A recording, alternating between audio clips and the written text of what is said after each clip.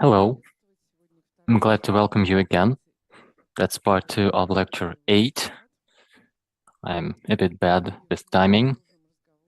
So we continue our discussion of the artists that are part of the seminal movement in the 70s that we'll be discussing next Thursday. That is Collective Actions Group. That's in large part formed the Moscow Conceptualist School in its new iteration. Last time we discussed the art of Andrei Monastyrsky, who is rightfully considered the founder of Collective Actions, its main conceptual driver, and the person who has brought it through decades, like Rolling Stones. And then you have Nikita Alexeyev, his friend and ally. Nikita Alexeyev was a different personality.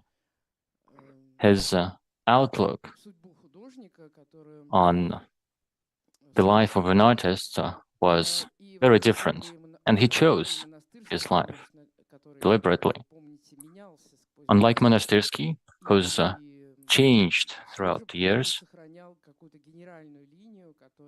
even though sticking to a through line in his art, which can be seen in his legacy as an artist and theorist of art. Unlike Monastyrsky, Nikita Alexeyev said in one of his more recent interviews that the most dreadful development of his artistic career would be to become repetitive in his approaches and images, to become still. So Alexeyev has evolved in much more radical ways throughout his life as an artist. But then again, in the last decade of his work, he has finally found his signature language that I'd like to cover today, to discuss today. This is a picture of collective actions that we'll be discussing next Thursday. One of the co-founders of this group was Nikita Alexeyev, with his own approach, his own imagery. In the group's earlier years, they tried to underpin their practice with theory, mostly driven by Monastyrsky, but then the second person who was working to produce some discourse around their activities was Nikita Alexeyev. As a very young man, he was already known in Moscow as an erudite,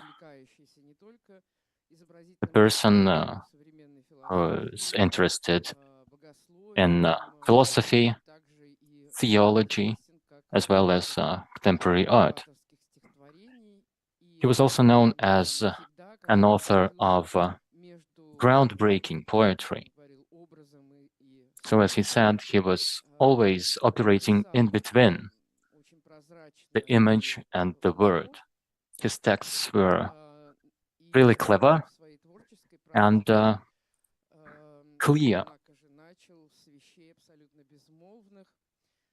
His first foray into art was silent, so to say, contrary to what I've said, and he's mastered a lot of styles that went over the Iron Curtain and were available. He's mastered and discarded them.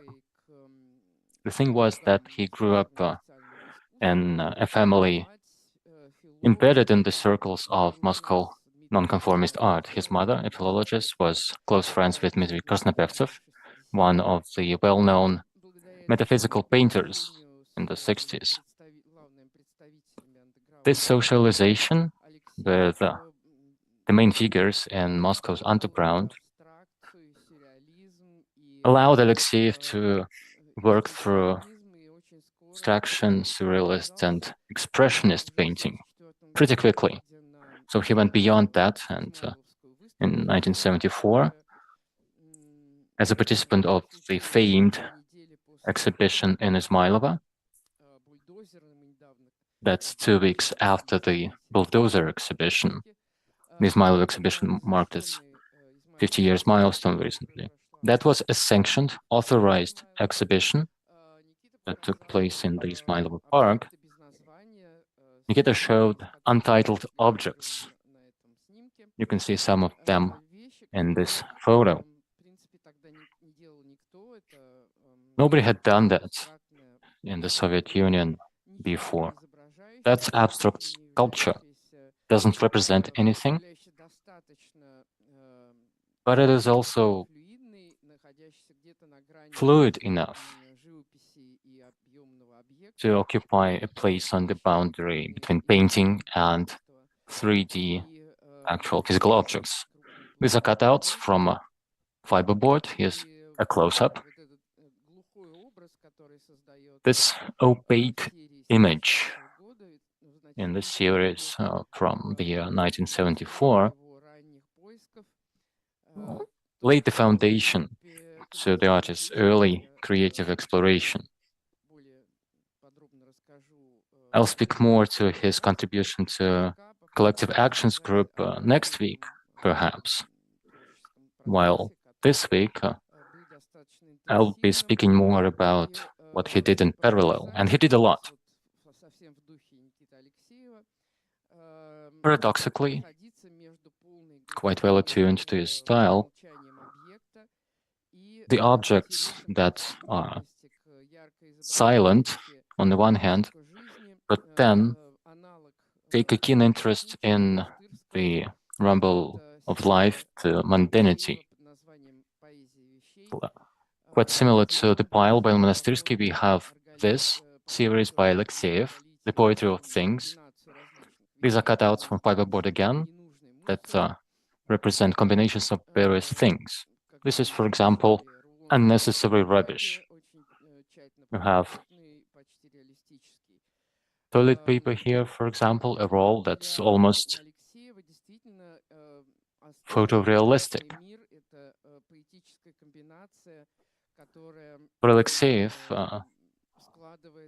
this eternal world is comprised not of words, but of colors. Even if they take the form of a cigarette butt or an empty toothpaste tub. Each such composition had a tag attached to it that said when it was made and what it shows. Each assembly of things had a short memoir of sorts attached to it, accounting for the history of these unwanted, insignificant, ungainly objects. The illusion that Alexeyev wanted to produce through that was part of other works as well. This work is dated approximately, thanks to Monastyrsky, who gave some hints. Takes this a step further, and this goes into the real world, trying to confuse it through such interventions. This was a technique used by Collective Actions as well. These are 2 postal boxes, but they're flat. Again, fiberboard, painted on. A hand washer that you would take for an actual tank, but it's not, and it's pinned on some cowshed, which was abandoned. These objects left there by the artist. They take on a life of their own and arrest attention of random people who stumble upon them. The outcome of this unwarranted or unsolicited encounter is then uncertain. In 1976, he went to Crimea and made one of the seminal actions in his artistic career. This was captured by Georg Kiesewetter, his friend and co-author in Collective Actions. This performance was spontaneous. Gita found a dry branch on the shore. It took it and struck the water 7 times. This performance was in attendance of the author and the photographer, just 2 people. But it's become legendary in Moscow pretty soon. It has this aura of Zen purity, which is captivating, and it has a resonant depth of meaning, just like this famous Buddhist clap with just one hand. It's minimalist, but it's also poetic. This seminal work made Alexeyev even more prominent in the Moscow art circles. He continued with performance actions outside of Collective Actions group. Here is The Spiral by him, made in 1979. This was originally planned as the group's action, but since all decisions were by consensus, the group didn't want to do this because the work was too individualistic. It was close to the group's approach, but the artistic statement was more personal. This performance was out of town, as always, for the group, then going through a forest to find this spiral of poles linked by a rope. You had to go into the spiral and read off the tags, text plaques that were attached to the poles. So you would read this work of poetry as you approach the center, a sort of spatial poetry.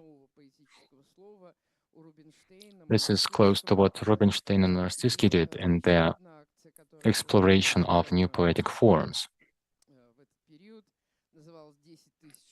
Another action from that time period was called 10,000 Steps. It took place near Moscow.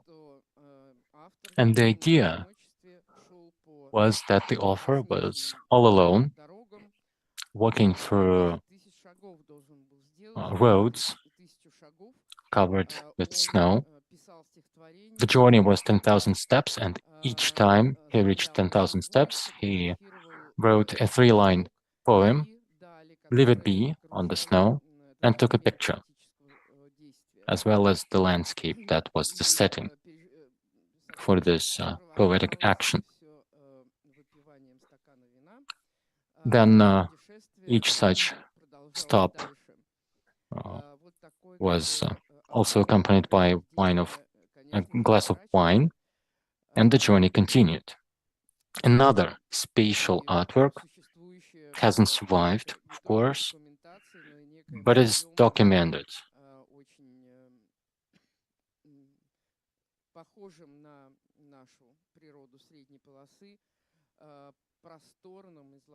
Documented and also carefully described, carefully and extensively, just like the Russian landscape is extensive. The revolution of their practice, together with Collective Actions, led Nikita Alexeyev to become detached from the group, became inactive, and in 1983 he quit the group officially, even though by that time he had already founded and become the curator, artistic director, and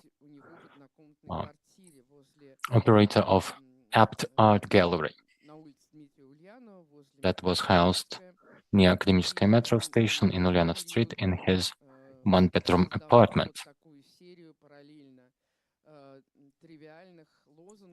During that time, he made this series of trite slogans. He posted them up around the city during his travels, for example, to Crimea. And he had them up on his walls in his flat as well. This was where Abt Art Gallery began, and it contributed a lot to the development of the artistic scene in Moscow. 29 square meters, including the kitchen, bathroom, and the corridor. 29 square meters became the breeding ground for a new wave of art. Here's a picture where Alexeyev is shown together with his young friend, Sven Gundlov, from Mohamua Group or Toadstool Group, who was one of the participants in the first ever exhibition at Abt Art Gallery. One of the more famous works from there that was referenced to a lot and recreated a lot in the 90s and in the arts a lot, many times, was this: "Don't worry, everything is going to be all right." It's a poster that was hung above the door leading into this only bedroom, filled with SZ Group, Tatat, Muhamova Group, Skepsis, Alexeyev's work. Not just on the walls, but on the ceiling as well. These were long scrolls with different themes that would crop up in his later art as well. For example, in the series, God's Possessions, Alexeyev shows anonymized, universalized objects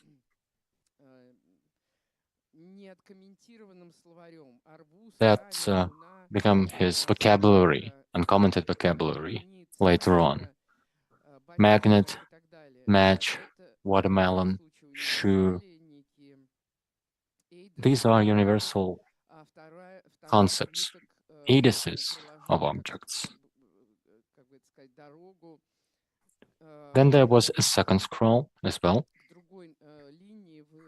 that was the starting point for another strand of Alexeyev's art. This had to do with creative labor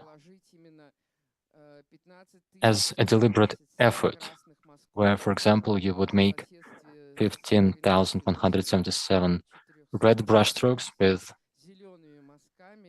13,450 green brushstrokes next to them. This was meticulously calculated and accounted for, and as a technique, Alexeyev called this tusovka, or mingling, something that fills the background and makes artistic act a ritual that has a length in time, which creates the value of the artwork, not the final outcome itself. Alexeyev wasn't all that careful about his artworks. A lot of them didn't survive or were lost. There is this mysterious album to the right that says on the cover, "I do not like contemporary art." A fun thing to hear or read in the 80s. This work was lost, never recovered, as many other drawings and paintings by the author. The few things that have survived are now held in private collections. And these collectors cherish the legacy of Alexeyev much more than he himself. Last time I showed The Lamp by Monastyrsky, and I said that it's considered the first piece of video art in the Soviet contemporary art. We had this debate with Monastyrsky because I believe that Work in Progress by Alexeyev is actually the first piece of video art in the Soviet Union. Here is another view of the Aptart Gallery, a corner in that same room. In the corner, you can see a small Soviet TV set. Every day, the author would repaint the screen with a new picture, gradually covering and attenuating the narrative of power that came from the screen, juxtaposing the static image with the daily evolution. This technique would be revisited by the artist later on in Paris as an immigrant in 1989. But the first piece with the TV set came about in 1982. This exploration of new media has always served for Alexeyev as a conduit or as a pretext to develop his artistic vocabulary, to not stall. His gallery, Aptart, became a center of gravity for the Moscow art scene. The scene was well established, but it didn't have a platform, which meant that the gallery saw an emergence of a new version of conceptualism. Alexeyev wrote to Victor and Margarita Tupitsins, his immigrant friends, and claimed that this new type of conceptualism was more promising, unlike the drab and dry older variant. The new aesthetic had a completely different style. It was more light touch, it was more poetic, as can be seen in this new wave art, where Alexeyev was a contributor as well. It has a lot of relevant new trends in line with the emergent postmodernism. These are multi-layered graphical works, the postmodernist palimpsests, as they're called. Free association and combination of images, the merging of language and image, a free-for-all in terms of unconventional combinations of techniques and media. You have tempera, gouache, pastels, all together. This creates an impactful and emotionally charged, expressive imagery. Had a lot of novelty to it, and it seemed to break free in a radical way from the history, the legacy of the Moscow conceptualist school, which was more contemplative, more black and white, like against snow or even in a spring forest. It was still more colorless. New actions, new performances by collective actions were something completely different from what Alexeyev and his friends did at Aptart Gallery. Alexeyev attached great significance to this impact and juxtaposition with the meaning of an artwork. He was interested, has always been interested in the relation between the image and language, or image and text. They can be mismatched entirely, but this gap would produce new new meaning that's not obvious at first glance. That's the source of aesthetic value that was called by Monastyrsky positive incomprehension. The Russian approach has changed a lot over the recent decades. The current trend is to be as clear as possible, to be as understandable as possible, but in the Moscow conceptualist school, if something was easily comprehensible, this would be considered a fail. A successful, valuable artwork would be hermetically sealed, encapsulated, that the viewer would have to unpack by exerting a certain effort.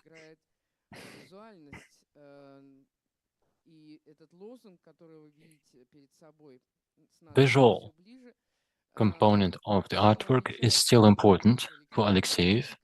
The slogan, "Closer and Closer," you can see on the banner, is quite different from what Collective Actions did as a group. Their slogans were referencing official ideology more. White lettering on red, certain type of fabric, all references to the official discourse. In this case, we have a piece of fabric between two trees, fortunately not documented in color. Between two trees was velvet, bright green, emerald green, and it had this golden inscription, "Closer and Closer."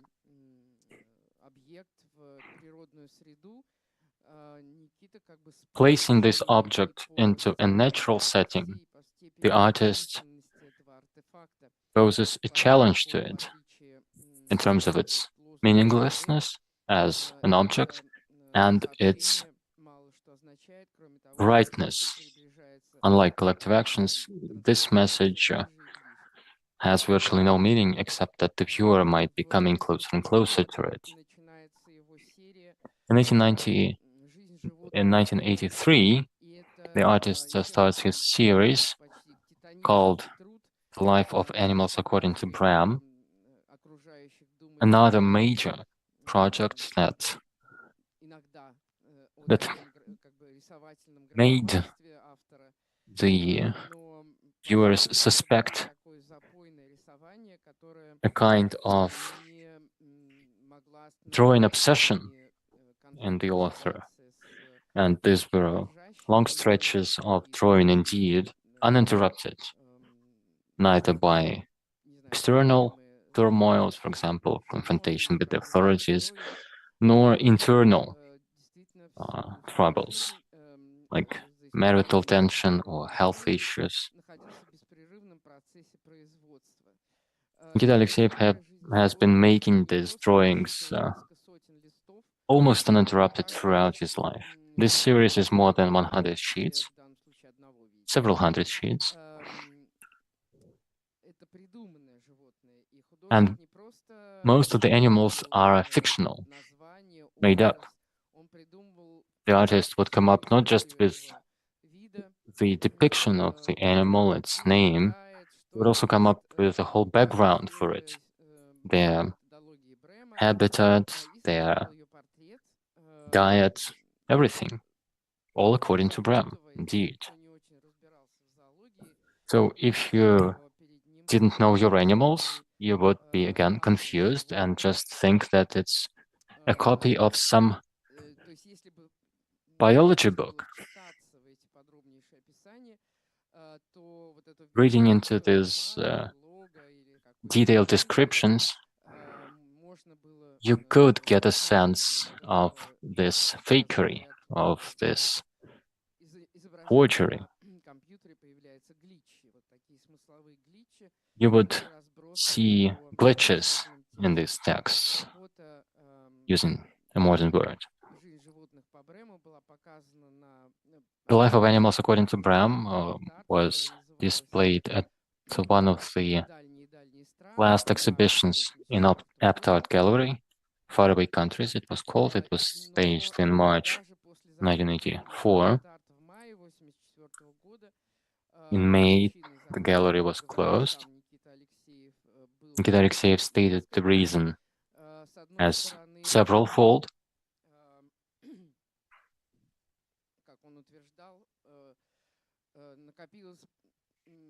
One reason, according to the artist, was that there had been this accumulated fatigue from incessant events, get-togethers, exhibitions. May of 1984 was gloomy, and Alexeyev's friends from Muhammed Group were conscripted into the army and sent to some far-off corner of the Soviet Union forcefully. This was like imprisonment. That time was gloomy, and this repressive act against the artists made that circle of young creators waver in their commitment to keep on working despite all. The main thing about that undertaking was the process and socialization, the joy that you get from this exchange of bright images and your opinions.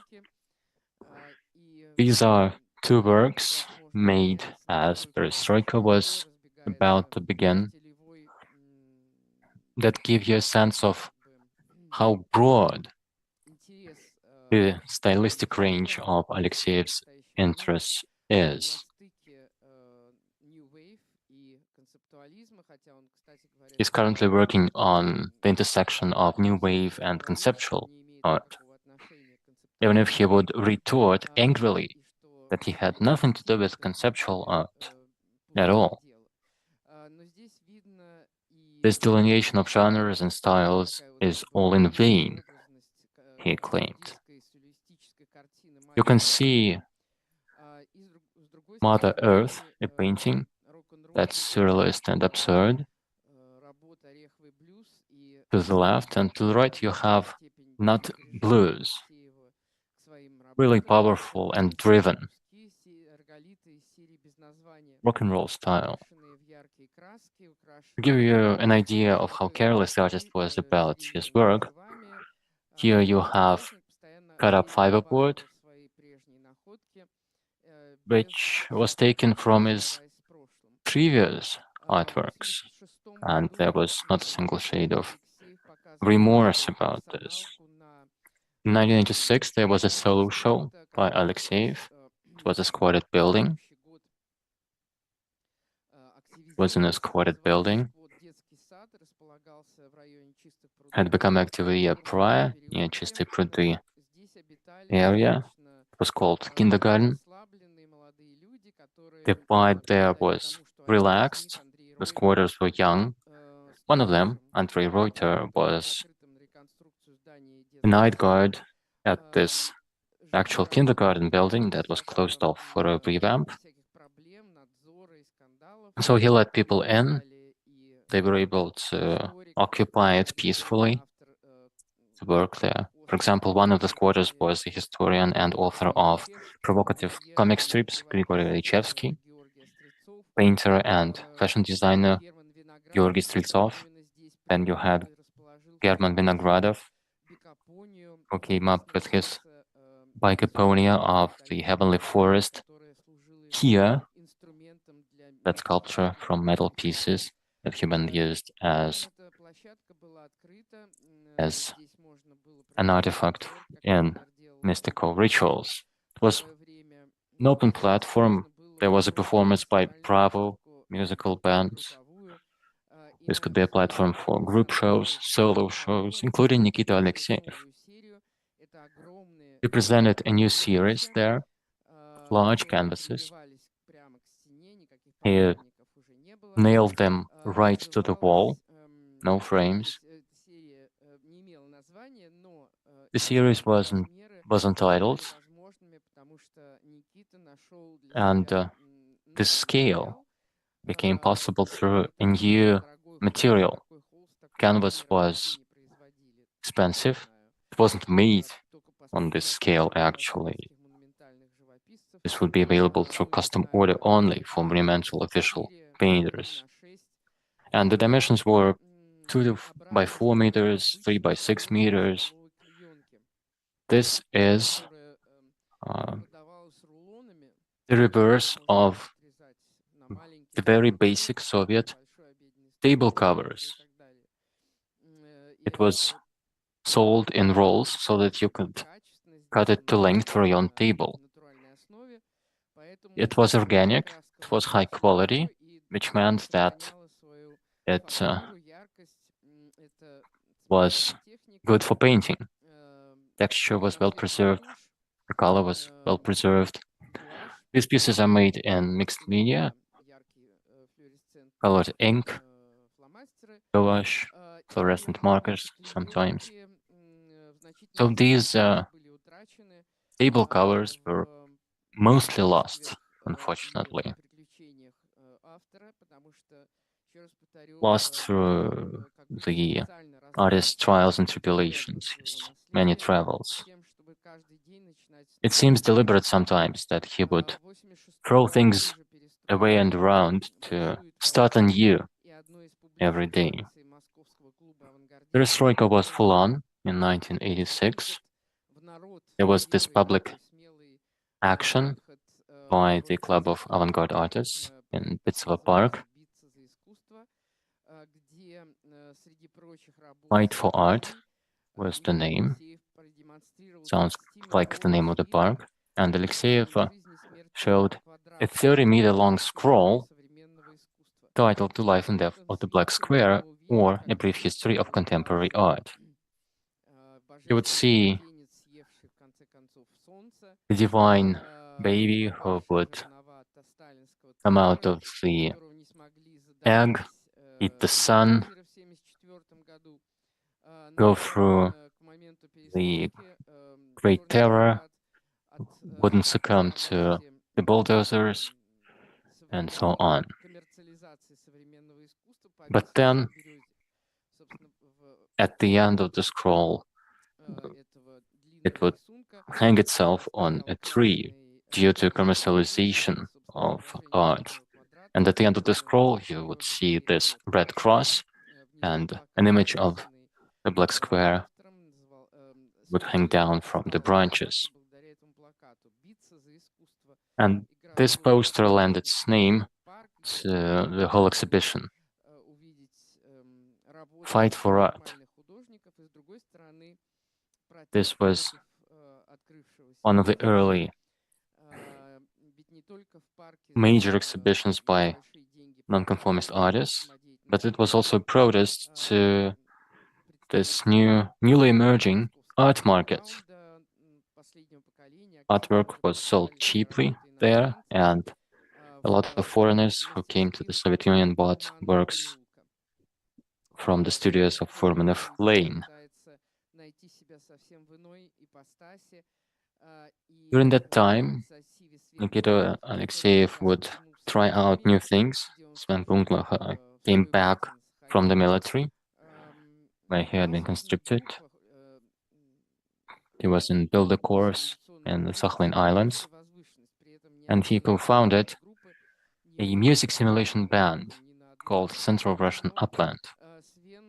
Not a single person in the band could play any musical instruments properly, but Sven had this insight into Russian rock. You need a beat and you need a catchy text. The rest of the pieces would fall into their places on their own. When on stage, band would perform a kind of energetic reading of poetry to the beat, poetry by Sven. Nikita Alexeyev would play sax even if he didn't know how to, or he would have a kind of this percussion piece that they called the Chinese dumpling, a shaker. The thrill of perestroika didn't didn't stick with Alexeyev, despite the setting, more opportunity, more demand for these artists. After all, July of 1988 was rapidly approaching when Sotheby's would officially inaugurate the free market in the Soviet Union and publish the hierarchy of contemporary art, adjudicating the market. Despite this major improvements during the perestroika in the Soviet Union, Nikita Alexeyev would drop out in a way, take a U-turn and emigrate to France, would find himself there all alone, no network, no studio, no gallery, no friends. But then he would be recalling this time, his time in France, that would be almost 7 years. Recalling this experience is something that had a positive side to it as well. It gave him a new perspective. As an artist who jumped out of this repressive country under the Iron Curtain, finding himself incapable of communicating with the outer world. So in France, he would be articulating a new language for a much wider audience than his friends in the Moscow art circles. For art historians and regular buyers of art. He tried to redo his table cover series, but the table covers in France were not organic and they weren't as good for painting. Nikita went on to do drawings since he had no studio, which meant that he made art in his rented apartment. He didn't sever his ties to the Moscow art world. This installation, Wittgenstein's Wellness Center, was shown in West Berlin at an exhibition of Soviet art, 1988. You can see the variety of styles from different series. Moscow Princesses, Black Square, another iteration of the poetry of things, combined with abstract compositions on craft paper and color pencils on craft paper. The room, or the hall, that Alexeyev got at the exhibition was transformed into an abandoned railway station. There were chairs, and the floor was covered with fallen leaves,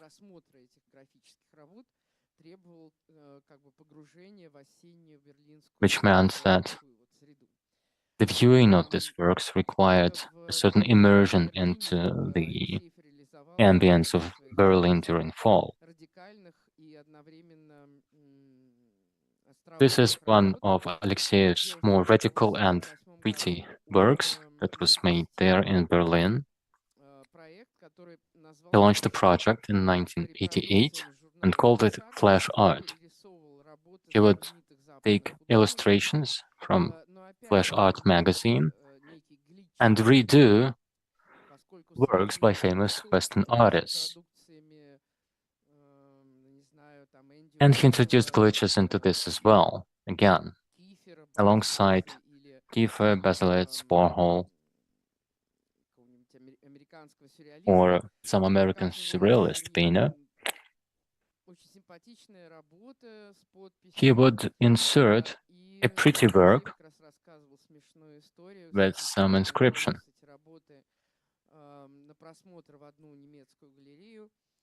He took this series show to a Berlin gallery. The curator there was really well-traveled and experienced person of the world, was looking through this series. She looked at a made-up Polish artist that Alexeyev fabricated and said that she had seen that artist at a previous art puzzle and the artist was promising. Then, as part of this series, Alexeyev reproduced Sher-Levin on the Berlin Wall that was still standing up. He embedded himself into history for this because parts of his works are now in private collections of history buffs. He continued developing his artist books in Paris as well. These are handmade, made with ink.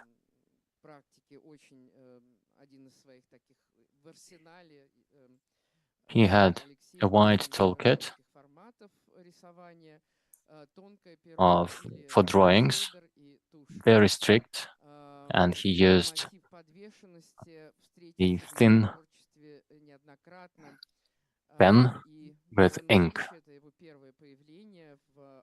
This is a recurring motif in his art, those who are hung up, and it was its first appearance through that books. Here is his installation at Iskonst in Stockholm, Soviet Swedish exhibition. He was a participant as well. The drawings here are different in format and in medium. They are large, they are popping with color, they are intermixed. This is a mixture of several gobbled up graphical series, a postmodernist discord of images and styles.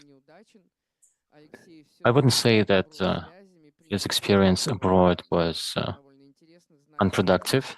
Alexeyev grew his network, he took part in significant exhibitions. He was witness to the emergence of the European Union. But then in the early 90s, he decided to go back to Moscow. That would be in 1993. He would actually return to his old apartment that was doubled as Abt Art Gallery. His first exhibition back home was called Cross-Shaped Songs. You'd see objects hung from the ceiling. These are wooden planks tied together as crosses. And then from each cross you would have a thin sheet of paper attached to it. And it had two verses on each of the sheets. It would then extend to the folding dividers that were on the floor across all rooms. This was a sort of an endless dialogue with the objects of the world and his native tongue. These are two sacred domains for Alexeyev: objective world, physical world, and its reflection through poetry.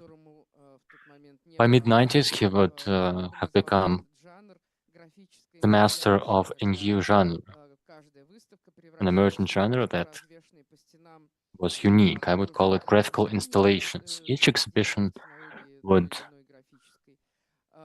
be more than pictures on the wall. These are statements in space.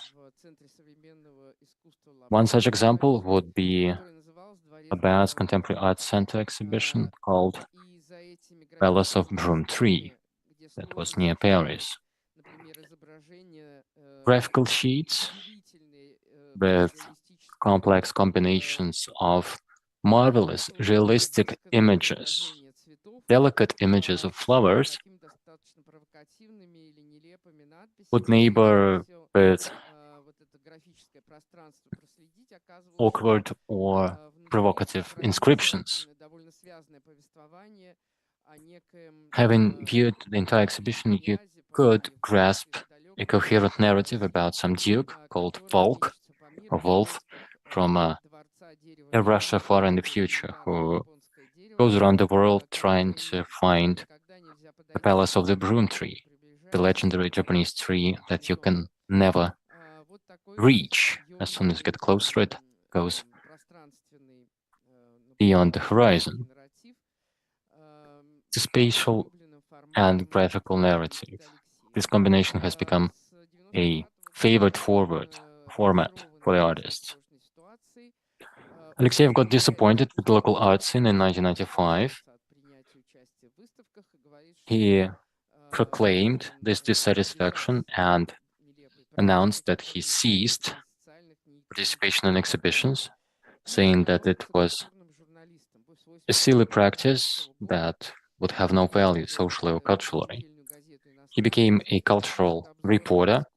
He wrote to the foreigner newspaper reviews on art, wine, food, dining, travel. And this was his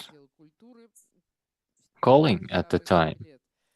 He had been head of the culture desk at the newspaper for 7 years. He turned back to art from time to time, however. Some invitations he accepted, invitations to take part in exhibitions, but he didn't draw or paint. He began doing engravings on mirrors, actual engravers, or drawing with lipstick.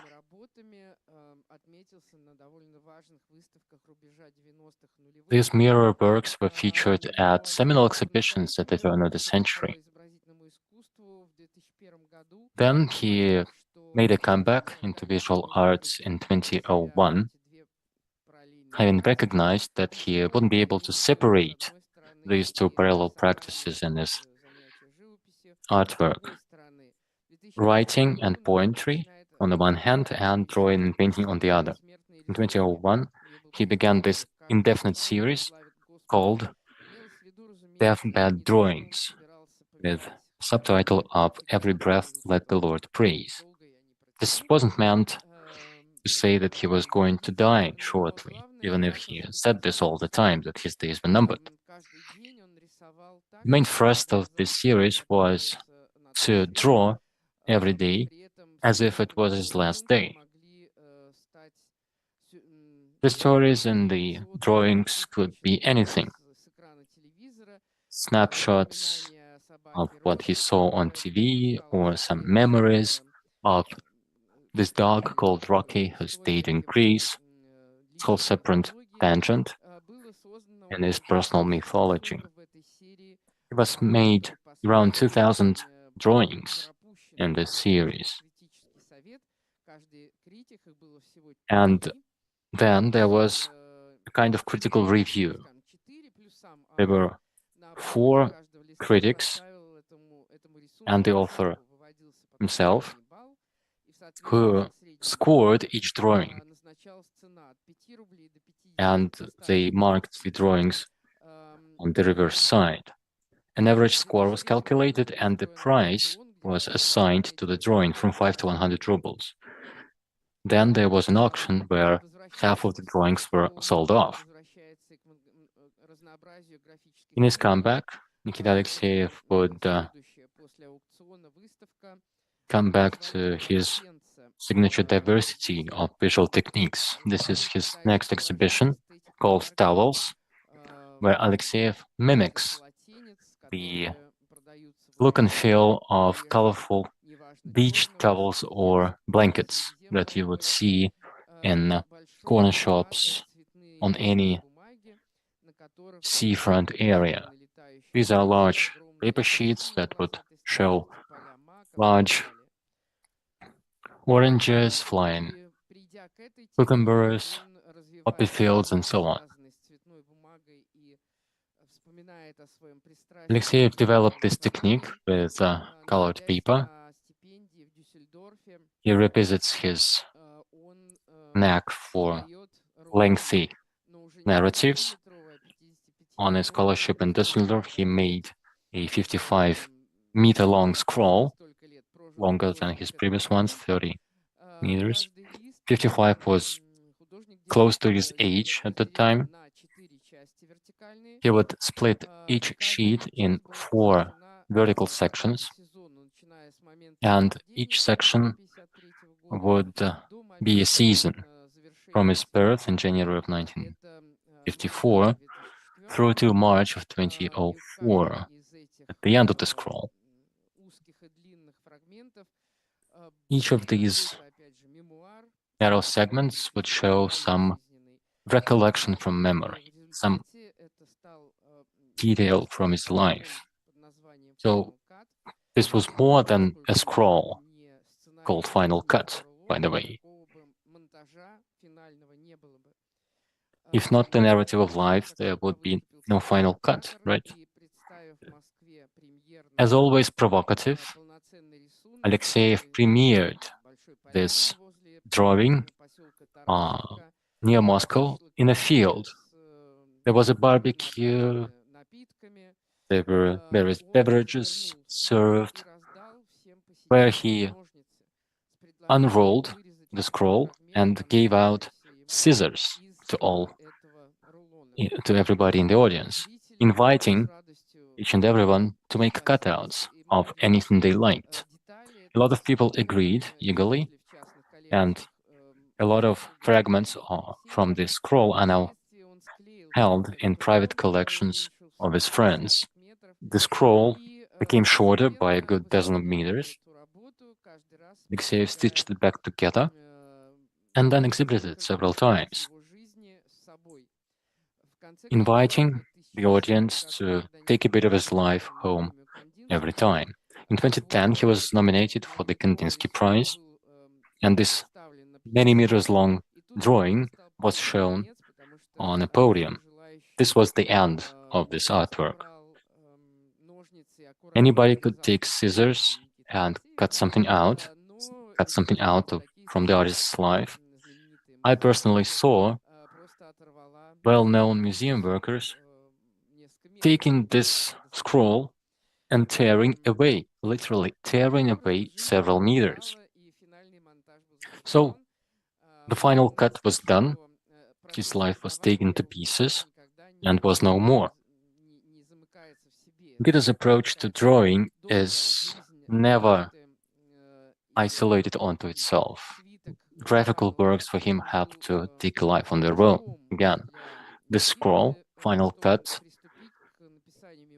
led Nikita to start writing his memoirs. They were published in 2008. It was called Series of Memories, Memory Series, which was the logical conclusion to accepting this world where spectacle requires sacrifices.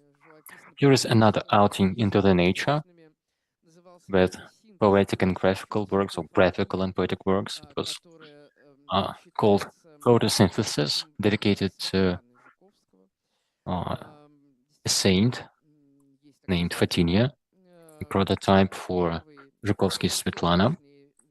It is an actual saint, and in the early days of spring, that was minus 15 degrees, even if it was bright, he went to the same forest opening where he showed Final Cut and planted such flowers. Each one had a two-liner.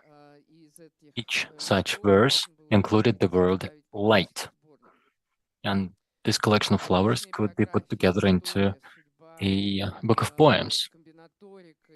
His history, his own life, these combinations and recombinations all the time, this approach to drawing as a living object have always or often led Alexeyev to generating different formats like this. At 54 years of age, he did a series of works that were almost identical, even if they were drawn by hand. A forked tree with some snow on it, depicting a winter in the history of progressive humanity. Nikita Alexeyev was trying to for example, look at the world history through the lens of his birthday, or for example, when he opened Aptart Gallery, on that same day, Jean-Paul Sartre died. This was a lens for him to reconceptualize his personal history and national history, where he considered his place to be negligible. Here's another series. This is, this isn't, this is. These are hundreds of drawings, white marker on brown paper. After GNG, the gallery that was shown, the series was posted up on the walls of Moscow near Chistые prudy. That was the first iteration of the series. It was filmed, so the artist asked the viewers to leave the drawings be, not take them off the walls as he went further. Here is another iteration of this project. This one was staged in Shargorod, the town of Shargorod, where Nikita Alexeyev got a scholarship from a local patron. It was a few happy months for him there, a kind of trip or retreat, which came into Hikrodovsky or happy days of the residents or citizens of Shargorod. He came up with fictional characters from Poland, Ukraine, Russia, came up with names and biographies, and expressed each of these characters through an avatar of sorts. He then placed the members of this community on the streets of a small Ukrainian town. These works are lost again. Similar performances were done by the artist in Gyumri in Armenia, in Istanbul, in Saloniki of Greece, and so on.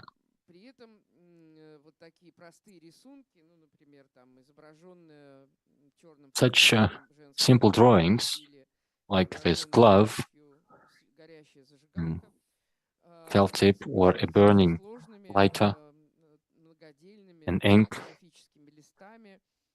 is juxtaposed with complex graphical sheets, like those from the series called Philosophy After Art. This is where the artist rethinks the experience of Joseph Kossuth and makes absurdist images. Each would have included a snail there. The inscriptions there would be weird quotes from the stars of contemporary art. Here you have a quote from Andy Warhol, for example. This text is abstruse on the one hand, but on the other, it's a condensed philosophical argument too.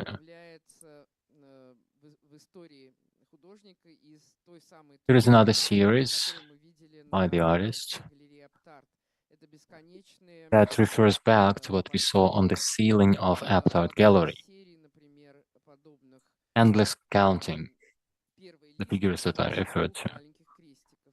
The first sheet would have 2 small crosses, the second sheet would have 4 small crosses, then it would be 16, and so on and so forth. This is the final sheet. one of the latter ones. The last one is entirely black, but it still has the precise, accurate number of crosses inscribed in it. Not incidentally, some of these works were shown at Garage here, called In Service of Time, an exhibition on corporal acts or temporal acts in art. And then there are signs of strokes as well. Then mirrors re-emerge in Alexeyev's art in 2010. That's his project Traveling Mirrors for an exhibition at the Central House of Artists in Moscow. I include this for a reason, because it's linked to the history of our institution here. Alexeyev took 600 small mirrors, like 10 by 15 centimeters. He wrote the name of a location anywhere in the world where he had visited, whether he lived there for 3 years or went there for 3 minutes. He wrote it on the mirror. It was around 600 at the end. He laid them on the floor in a sort of path that makes you move, an homage to United Europe on the one hand, but then it was ordered alphabetically as well. So the geography was mixed up. So you would travel through the years and through space at the same time. This year, Garage published a book by Nikita Alexeyev featuring his texts. This is called Achen's luggage. It's in the form of luggage here still, but then it was sold to an unknown buyer at the European Fair. So we weren't able to trace it and decided to publish the text and the illustrations. I seem to be running a bit late again. Anyway, we still have a few minutes. That's 2010. Achin Yacham luggage was shown at Impressions, an exhibition at JMG. These are abstract paintings that are currently on display at GAS 2. They are called Impressions from Color: blue, violet, light blue, and so on. There are letters almost invisible on the canvases and written with a simple pencil.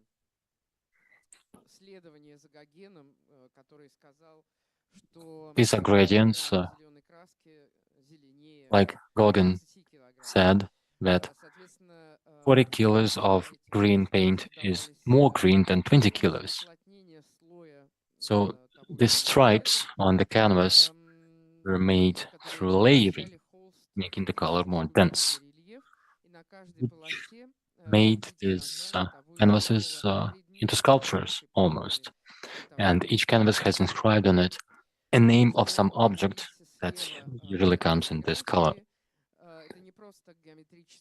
To the left, there are some paintings, but these are not simple geometrical abstractions. This is another clever project where the artist asked his friends, other artists and art critics to write a couple of words about himself. He received a lot of honest opinions, sometimes really concise, sometimes lengthy texts, which the artist then took to make a portrait of the person who wrote the text. This was based on the tone, the number of vowels and consonants, so calculated into geometrical abstractions. These are portraits of himself, basically. It's now part of a corporate collection. Here's another work, impression from places and events. The rectangular pieces with red stripes on it, top right, are tulip fields in the Netherlands, once seen by Alexeyev. You can see it in the canvas below that. Silver framing on a white canvas. Alexeyev is again very diverse in terms of media. He would do drawing, painting, and various techniques. He would fall in love with each of the techniques. He would have watercolor and ink, as exemplified in the slide. This technique generated some really elegant series by the artist. And it's really hard to have this in your collection, according to the people who own them, because again, there is a glitch embedded into the works. These pictures can be so pretty that they would give you nausea. But then, this would be in opposition to the word inscribed in it, like in the series Mediterranean drawings. Then there are more funnily called series like The Life of an Onion, where the artist would observe the onion produce sprouts on this windowsill. We've seen pastels, we've seen gouache drawings.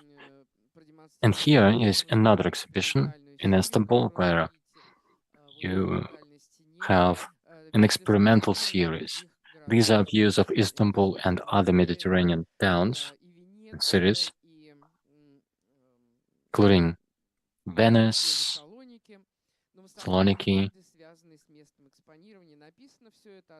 mostly confined to Istanbul. These are not watercolors.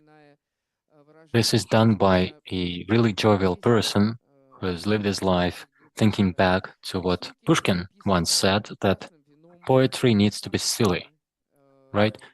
It's drawn in Campari, in Aperol, in red wine. So you have the entire palette of joy and lightness. You can see it throughout his later period that was really intense with a lot of work and a lot of exhibitions, even if the artist was really ill and died in the run-up to an exhibition at Garage where he had an entire hall to himself in service of time.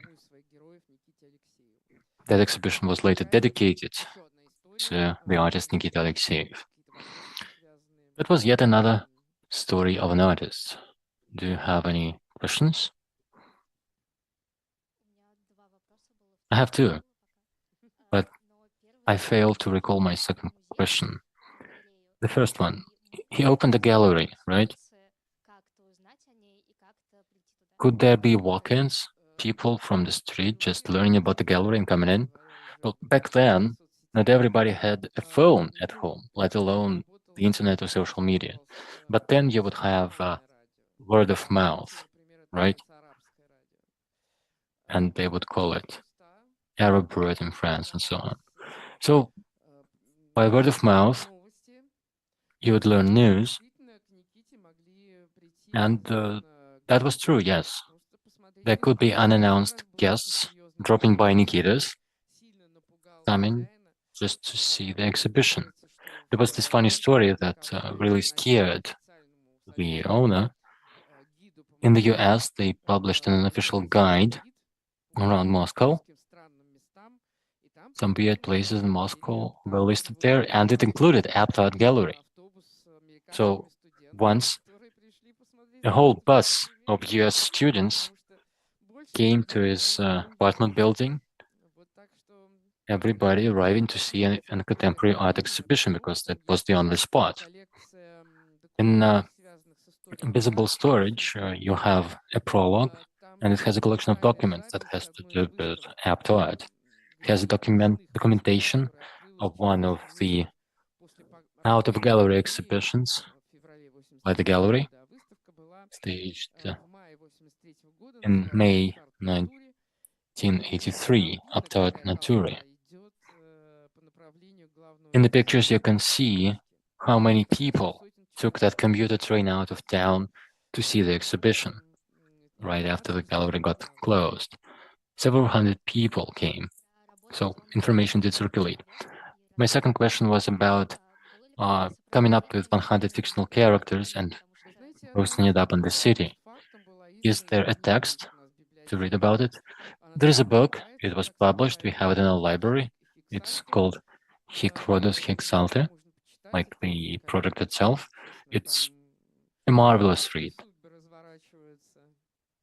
These are grand figures they are made up. And if someone saw it in the street, no, nobody knew what that was.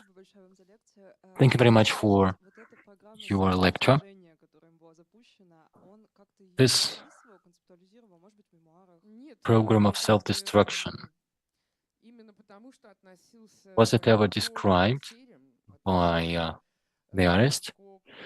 No, he didn't speak to it expressly, but he was really accepting of his ups and downs. It was a way to communicate for the artist, to throw something out, to throw something away, to post it up on the walls in the city. And he made this series of absurd notes, listing bills in the street where you would be able to actually see his phone number. And he made such bills asking to buy autumn leaves, other funny things. So yeah, he launched these mental stones into the society, and the stones generated ripples on the surface, I guess. It was an important channel of communication for him with the outer world. He didn't want to become a hermit in his ivory tower. Yet, he had this observational Zen-like stance. What would happen to his legacy? And never caring about it. Any other questions? If not, then see you next week, where we'll be discussing Collective Actions Group. Thank you.